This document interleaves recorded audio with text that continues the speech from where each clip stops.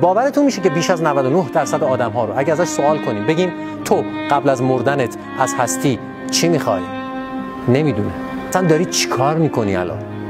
کجای زندگیت وایسادی الان؟ میدونی؟ نمیدونن اغلب آدما. نمیدونه اصلا. نمیدونه داره چی کار میکنه. نمیدونه قراره چی کار بکنه بعداً. اصلا نمیدونه دنبال چی میگرده. اصلا نمیدونه واقعا چی میخواد قبل از مردنش. نمیدونه.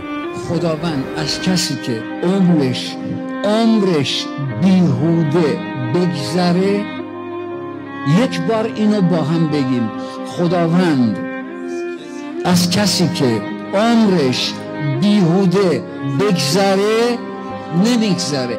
هر انسانی خودش میفهمه کجای عمرشو به بتالت گذرونده، خودش میفهمه، نه کس دیگری. ولی خود فرد میفهمه کجا رو به بتالت گذرونده، کجا رو ادا در آورده، کجا رو نقش بازی کرد.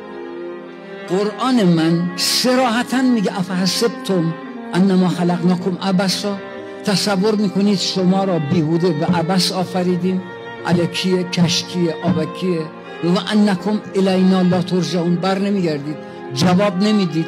شاه خوبانی و منظور گدایان شده ای، قدر این مرتبه نشناخته ای یعنی چه؟